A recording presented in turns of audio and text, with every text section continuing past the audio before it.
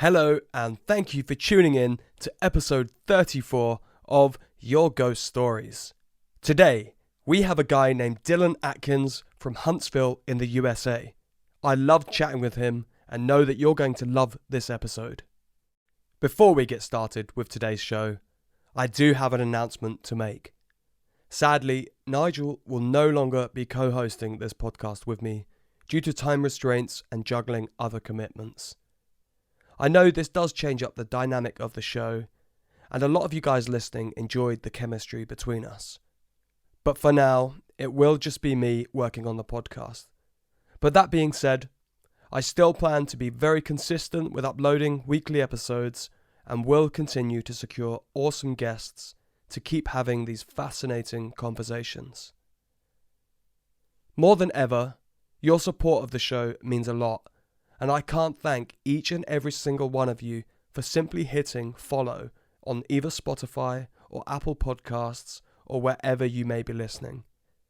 This small gesture helps the show grow more than you could know, which in turn means that I can put more time, more money, and more effort into this show to make it as entertaining as possible for you. If you haven't already, please come and find us on Instagram, Facebook, TikTok, or YouTube by searching the tag at yourghoststoriespodcast. You can also find a link to all of the socials or get in touch from the website yourghoststoriespodcast.com. On with the show. So welcome to the show, Dillon. You reached out to me via email, and I've got to say, you certainly intrigued me. Now, I don't know anything about what you have to share, other than that you come from a family that have experienced lots of strange things. And you also said in your email that you've seen apparitions and what you'd describe as demons. And you said this was too difficult to retell your stories via email. So that being said, we had to get you on as a guest to find out more. So please, tell us a little bit about yourself and take us back to the start of your paranormal journey. Well, first, thanks for having me on. I love the show. You guys do a great job. So I am very excited to be a little small part of it today. But yeah, my name Dillon Atkins. I'm from Alabama in the United States. And I currently am a robotics programmer at Blue Origin, Jeff Bezos' aerospace company. My paranormal journey started from birth, really. I remember growing up as far back as I can remember and laying in bed trying to get to sleep. And you know that feeling you get when there's just somebody in the room with you, but there's somebody staring at you, I guess I should say. Just that eerie feeling like there's a presence behind me and I don't want to turn around and see who it is. I had that all the time growing up, just in my normal, everyday life. But so it's always been around. But talking to my family members, it's been going on since long before me. My mom has experiences, my aunts, my dad's even seen some stuff. But I would say probably my earliest experience that really solidified the fact that I believe there's something else out there that I can't necessarily see all the time was at my grandparents' house. I don't remember exactly how old I was. That's pretty young. That's probably, 6 or 7 maybe. And I was staying in what used to be my mom's bedroom at my grandparents' house. And just eerie feeling, same as normal, I guess. Felt like I could hear things talking that wasn't necessarily there.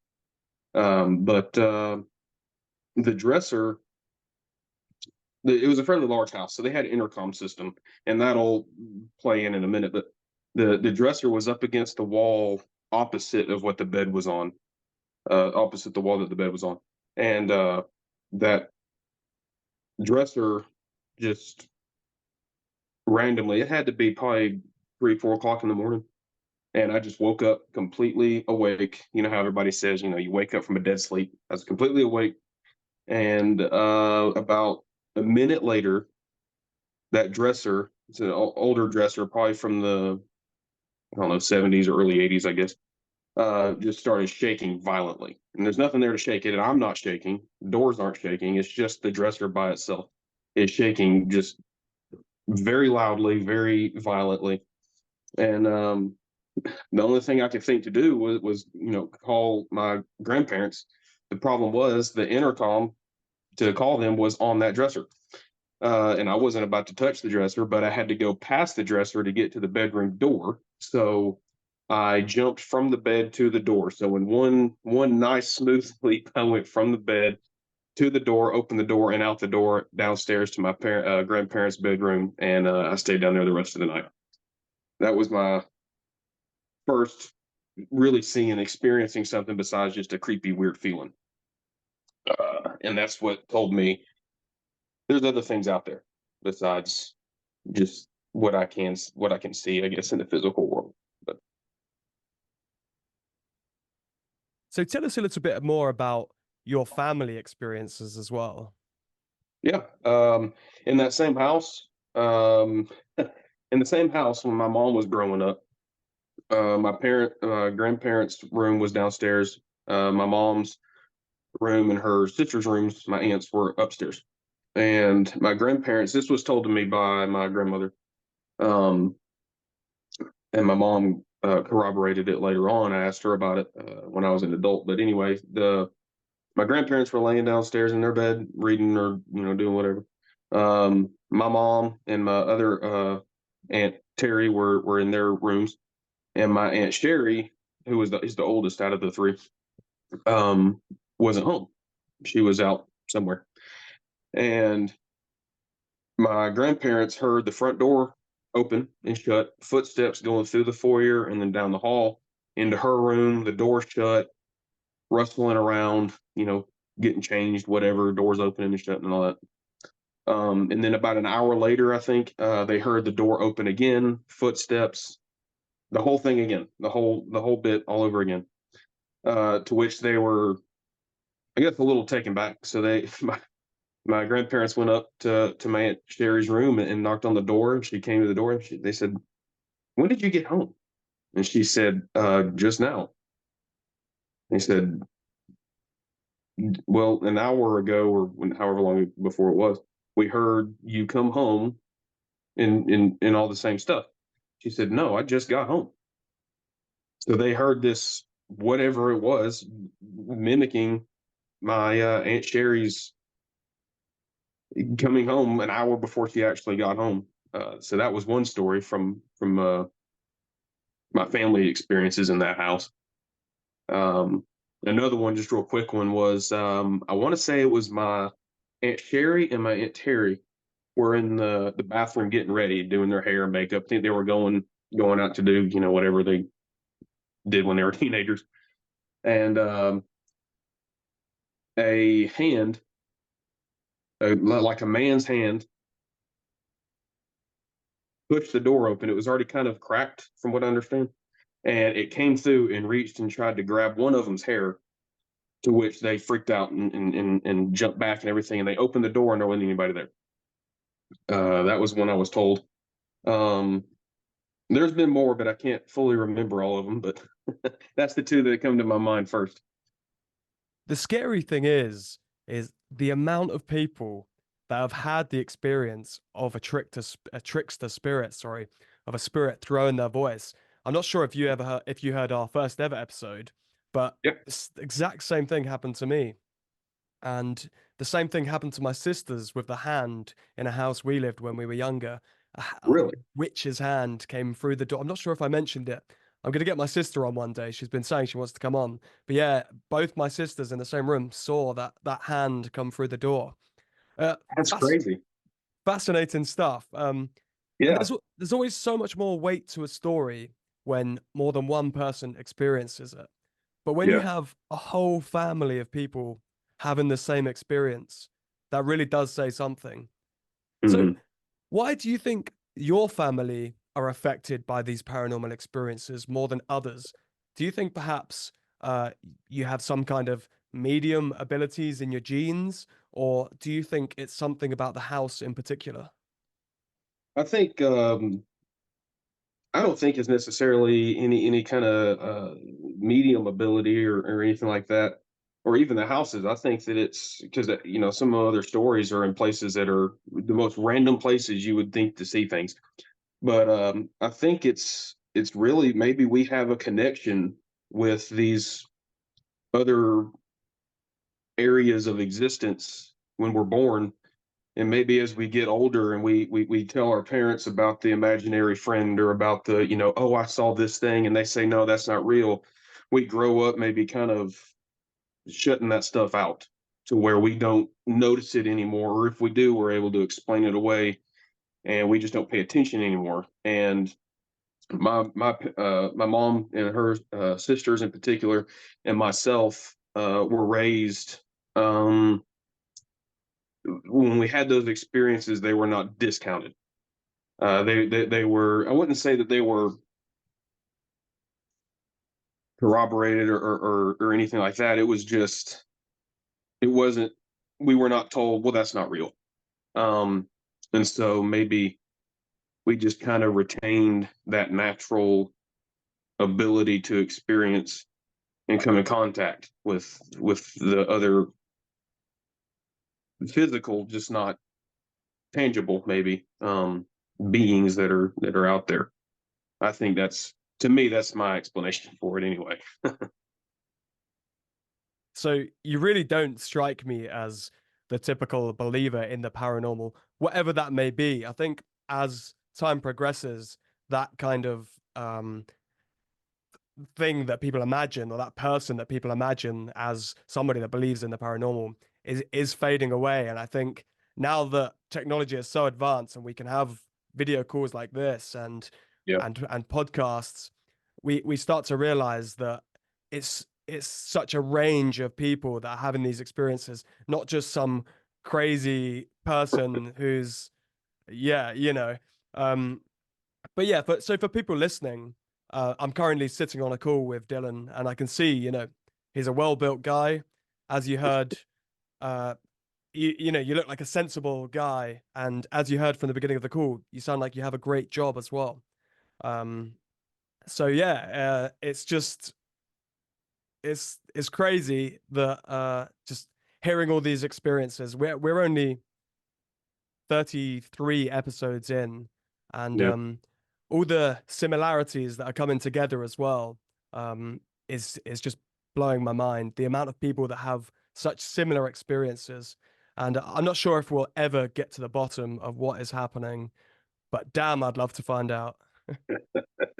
I agree, and thank you for the compliments, by the way. Very nice. But yeah, I don't know if I would want to get to the bottom of it, to be honest. I think that the mystery is part of the what attracts people to the the paranormal world.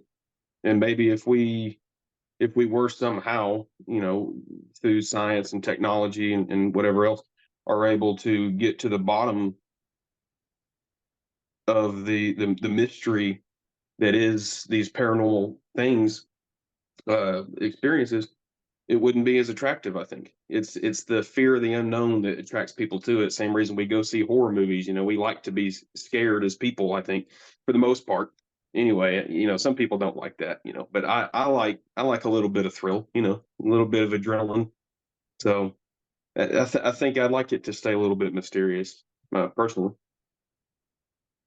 If you had to say, now this is going to be a really hard question, what do you think is going on? What happens after we die? Well, I'm a Christian, so I believe that when I finally take a dirt nap, I'm gonna go to heaven. Um, and I believe that's true for anybody that believes in in Jesus Christ and God and all that. I think though that I don't think that heaven is this place in the clouds and hell is at the center of the earth. I think that they are different dimensions, just as physical as the one we live in. And I think that that's true for everything that we experience. So when we see apparitions or we see, what we may define as demons or anything like that, I think maybe we're not necessarily seeing remnant of something that used to be, or seeing something visiting our plane of existence. Maybe we're getting to catch a glimpse of the other um, dimension that's running parallel to us. We just don't get to see. Our vision physically is limited. Our spectrum of what we can see in terms of light and all that stuff is pretty limited. There's a whole lot of light that our eyes can't process. So there could be things that just operate on a different light spectrum than what we do, standing right next to us, and we just can't see it. And then every now and then, maybe for whatever reason, they come into contact for a second, and you see that apparition walking across the room, or you see the terrifying thing in the corner, or whatever it is, or the voice that seems to come from nowhere. I think that there are spirits that do operate in our uh, plane of sight and understanding, and they like to mess with us. Um, they like to terrify us, or play jokes on us, like you say, a trickster, things like that. That like to just watch us get freaked out for a second, and then they get their little jolly off of it, and they run along. Um, I think it's such a world, huge world, and huge existence. I mean, you look at how big space is.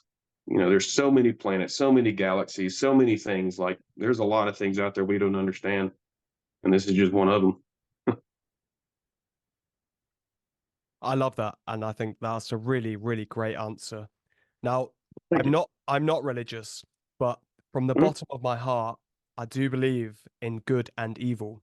Mhm. I haven't worked out kind of what my beliefs are necessarily, but I find it fascinating to hear different stories from different cultures, different religions. Yeah. Um, and when I piece them all together, it kind of comes back to all the same thing. It's like Mm. everyone has the same deep set beliefs, even though they might believe in different things. Um, everyone believes in, I'd say most people believe in good, most people believe in evil.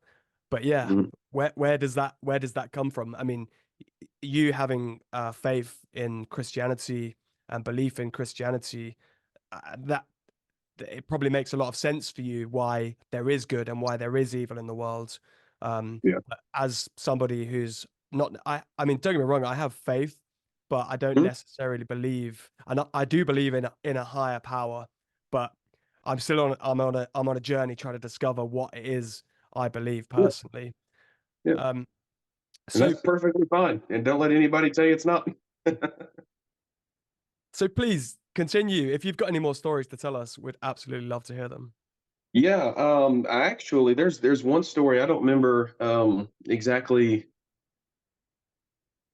which one it was, but one of you had a story that you told in the first episode, and it was about a small jailhouse.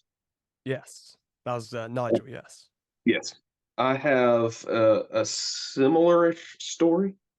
Um, and I say similar because of just kind of how it happened. So this one was with my cousin and one of my mom's sisters, her son, Jonah. He's seen a lot of stuff as well. His brother, his sister as well. Like I said, it's in the family. So anyway, we were at a mutual friend of ours' house, and there's an abandoned house next to it, next to our mutual friend's house. And it's just abandoned and old, and there's nobody in it. It's just a bunch of trash. And one night, excuse me, one night we got my phone. We had our friend was next to me. I was up against the house in the window. The window's broken out. There's no glass in it. And I had my phone in my right hand. I had our friend on my left, and my cousin was on the far side of him, away from the house. So I had my arm into the house up to my shoulder with the recorder on, and I'm talking. I'm not looking. I have my eyes closed, but it was late at night and stuff, and I was just asking questions or whatever. And my cousin Jonah starts pulling on Trey, our friend, his arm, and he's pulling on me. And eventually, he finally just yells, "Go!" and pulls as hard as he can. It kind of pulls me away. And, I turned the recorder off and I was like, "What?" And he said, now, I don't know if he was pulling my leg or not, but what happened later was definitely not him pulling my leg. But anyway, he said that he saw a shadow, or not a shadow, but I can't think of the word right now, silhouette, silhouette of something shuffling, real tall, broad shouldered, seemed, and it seemed like it was shuffling its feet towards me. He said, and as it got closer, he could see it trying to kind of reach its hand out to touch mine. With my hands inside the house. And I'm like, yeah, okay, whatever. Um, and keep in mind, this is after I've seen a whole bunch of stuff, but I still was like, really? Come on, man. I've never had one interact with me like that. So we go into our friend's house and we play the recording back. And as we're listening to it, there's nothing, there's just some static. You can hear me talking, just ambient noise. And then you hear just like a of like shuffling. And all of us, all three of us all at once, just we had to look as white as a sheet of paper, just blood gone. Oh dear God. Um, but anyway, we move on from it. We hang out for a little while. We go to leave, and I had parked with my truck facing that window. It just happened to. It wasn't anything planned. We didn't even plan to do this when we went over there. And when we get in my truck, we turn it on. I turn the headlights on. Jonah's getting in the passenger side, and I look up, and in that window I had my arm in, I see. I don't want to call it an apparition because this thing was solid. I mean, it looked as solid as you or I do right now. Um, this thing standing in the window looking at me, except it was too far away. I couldn't see its eyes. So when I say looking at me, I mean it was facing me. And to paint a picture, it was one shoulder. I want to say it was the right shoulder was higher than the left. So it must have had some kind of severe scoliosis going on or something. But it was really tall. I would say it was probably maybe 7 feet, maybe. Um, and its head was kind of leaned over towards the shoulder that was high. Um, and it looked like it was just covered in blood, but it had like a white shirt on or white gown or something, some kind of white clothing on. And I'm just staring at this thing, just um I didn't know what to say, I didn't know what to do. So I go, Jonah, look. And he looked up and he goes, go. I said, you see it? He said, yeah, I see it. I said, what do you see? He said, I'm not telling you right now. So we took off, and I didn't want to put anything in his head. So we tore out of there. We got going down the road back to his house. And I said, what did you see? And he explained to me what he saw, and it was the same thing that I saw. Um, that was, I want to say that would be really my second big experience. I'd seen a couple small things here and there, but that was my second big one next to the dresser, and that was many years apart because I was obviously 16 when that one I just told happened. Um, Another one was at a church. Actually, I was playing drums at that's here in town, and you don't expect to see things in a church, especially when it's newer church that's active. It's not abandoned. It's not even the typical style of building of church. Um, Very modern kind of church. And I played drums, and we were finished up a set. It was about midnight, and I was sitting in a little corridor area that had seating for like coffee. You could sit and have coffee and stuff. Anyway, there's a long table, people sitting on both sides of it. I'm at the head of the table. There's somebody else at the opposite head of the table facing me. And there's a long, probably 4 or 5, maybe 6 foot long rectangular mirror in front of me, facing the walkway in the corridor behind me. And we just finished a set, so we were going to pray. We're all praying. I had my eyes open. The guy to the right of me and left of me had their eyes open. Everybody else was closed, and the guy on the other end of the table was praying. And I see entering from my right this, if you picture the Grim Reaper, the cloaked head, like a long cloak kind of deal, just without the sickle or whatever they call that thing. And the trim of the hood and the sleeves were gold, but everything else was black. No face that I could see. Real creepy looking. Passes behind me. And what struck me was not the fact that I'm seeing this thing, because at this point I had seen a lot of stuff. So I got to where when I saw something, it didn't really, I might have a little, you know, startle, but I was fine after that. They didn't get to me. But what struck me was I could see the reflection of the streetlights that were outside the window reflecting off of its hood. And I was like, that's weird. And the second thing that struck me was how it moved. I couldn't see its feet. I could only see maybe halfway down its midsection. And it was this very gentle glide. There was no movement of walking how you normally would see. And it wasn't like it was rolling on anything, because it was quiet in there other than the dude talking or praying. So you would hear wheels rolling on a hardwood floor that was only maybe 10 feet behind me. And I just watch it go across this mirror. And I'm questioning myself, like, am I really seeing this right now? And it disappears off the end of the mirror. A couple minutes later, the other guy says, amen. Everybody opens their eyes, and I look at the guy to my right and to my left, and they're staring a hole in the center of the table in between them.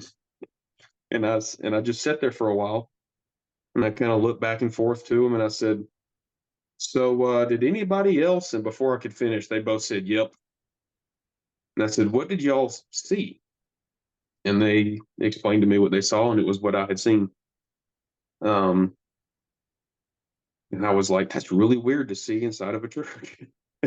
Something like that. Um,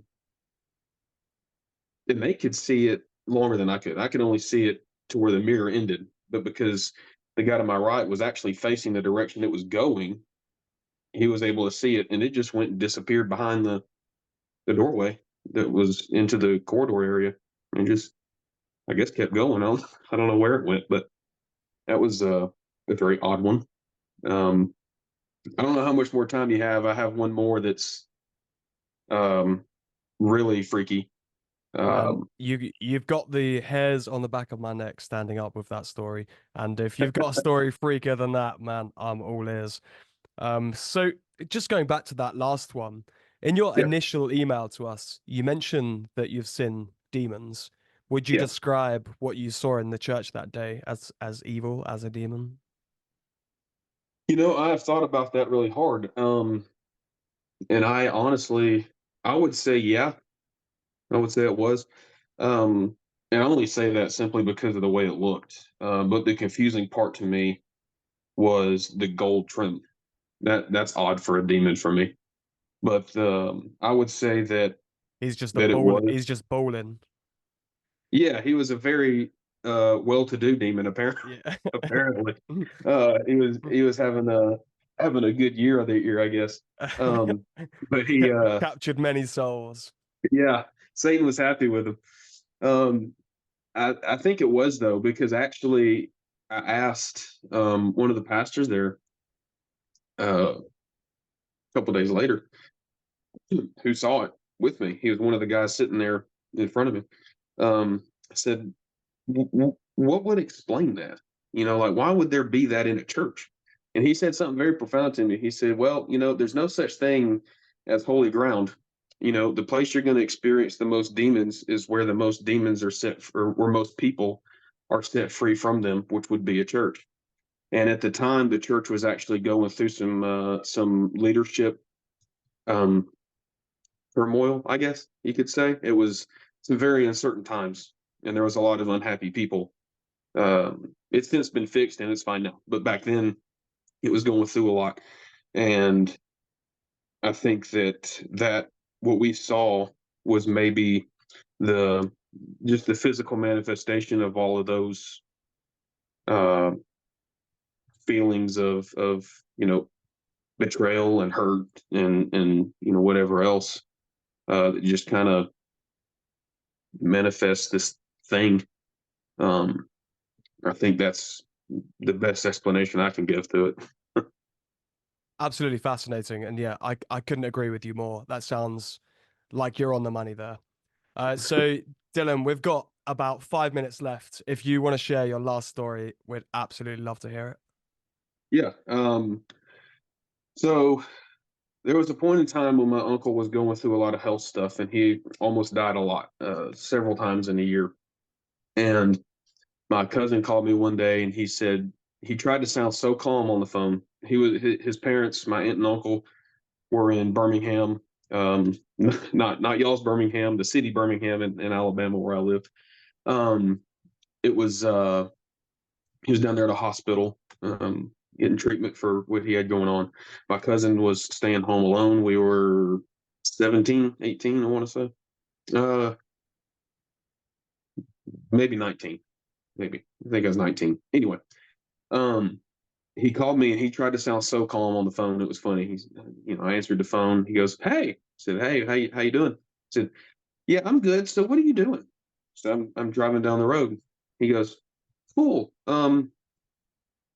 You want to spend the night tonight?" I was like, "I can. What's going on?" And he said, "I'll tell you when you get here. Just get here as fast as you can." I said, "Okay."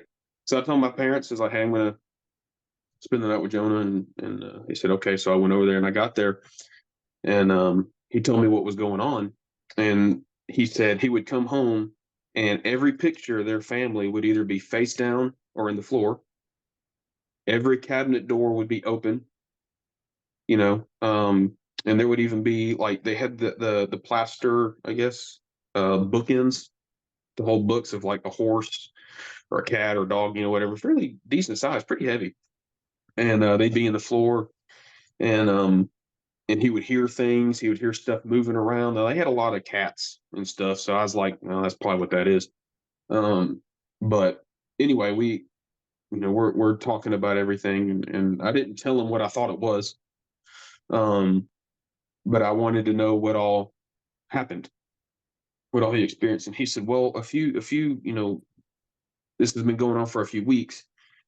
He said, and right before it started, he said, "I woke up one night just out of a dead sleep again, you know how that goes, and he heard the porch swinging, and so he went into the living room and looked out of the living room window out to the front porch where the porch swing was, and there was a little girl on the porch swing just swinging, just minding her business." And he's like, "What?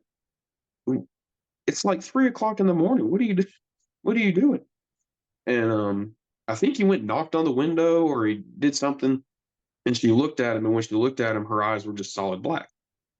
And so he was like, "Nope." So he went back to bed, and he's like, "I ain't dealing with this," and he went to sleep. So then all this other stuff started happening. So then that's when I get over there, and we spend a while in there. It gets to be dark, and he says, "I need to get out of the house. Do you just want to? Let's just go to Walmart or something and just calm down. You just kind of get away." So yeah, sure. So we got in the truck. We went to Walmart, hung out for a little bit, not long, came back, and Jonah was in front of me walking into the house. And as I'm walking up to go in, I hear him go, "Oh man," something like that. I said, "What?" And I walk in, and once again, everything is open. The bookends are on the floor, the pictures are on the floor, all this kind of stuff. And so we go into his room, we're watching TV, and I tell him, I'm like, "Do you know what I think this is?" He said, "What?" And I said, "I'm pretty sure this is a demon." And he kind of sank his head and he said, "It's kind of what I figured." But when we said that, and I'm not kidding, when we said that, or directly across the hall was the bathroom. And I don't know why it chose to do this, but I heard the click of a switch going up, and then the exhaust fan in the bathroom came on. And Jonah goes, he just kind of sighed. I said, "What?" And he said, "That's what it keeps doing. It just keeps turning crap on." And I said, "All right, go outside." Just go outside, smoke a cigarette, whatever you want to do, just go outside. And so then it was just me in the house. And I started in his room and I just started praying. Very simple prayers. You don't have, it didn't have to be hard. And I just said, I just prayed. And each room that I prayed in, I could hear it in another room just rustling around. And it was down, they had a basement, so I had to go down in the basement, which was not fun. Um, creepy. Prayed through there. I had to go through every single room until I finally felt like it was gone. And every room, so I'd pray in one room, and then the next bedroom, I could hear it. And it's not like a cat messing with stuff. This was like, I don't know if you can hear good, but it was like, you know, hefty things hitting walls and stuff. Like it was not happy. And chased it through the house. And basically, I never saw anything on that one, but I felt it. But I finally got it all out, and then I said, "All right, you can come back in." And Jonah came back in, and he was like, "It it feels lighter. It doesn't feel as heavy." And it did. It felt completely different. It felt like it did when we were growing up. Um, and it was that was an exciting one. That was a long. It took most of the night to do all that. I'm shortening it up for time, but it took most of the night to do that one. So, firstly, I'm sorry to hear about your uncle, and I hope he's doing much better now. He is But good. brilliant, brilliant, awesome.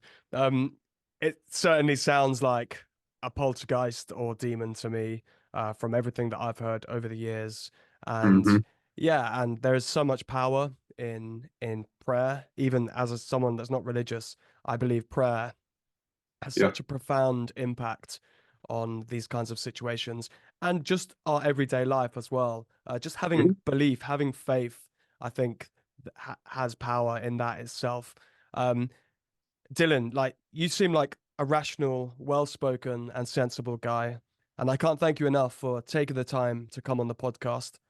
This paranormal malarkey isn't for everyone, and it can lead to ridicule and just people Mhm. taking the mick. But clearly, your experiences are too much to just keep to yourself. So thank you for sharing this with our audience. Most people's experiences with the paranormal are just a one-off, but it sounds like you've had plenty, and they probably aren't going to stop anytime soon. So if anything else does happen, please do keep us updated, and we'll have you back on in a heartbeat. Awesome. I would love it. I have a lot more stories. I just wanted to give you the highlights. Okay, man, amazing. We'll get you on another episode in the next couple of months. I'd Yeah, absolutely love to hear more. I'd love it, and I get some of the people that experience these things with me on maybe if I can. That would be great, dude. Amazing. Awesome. Well, All thank right. you very much for having me. Thank you, buddy. It was lovely to meet you. You too.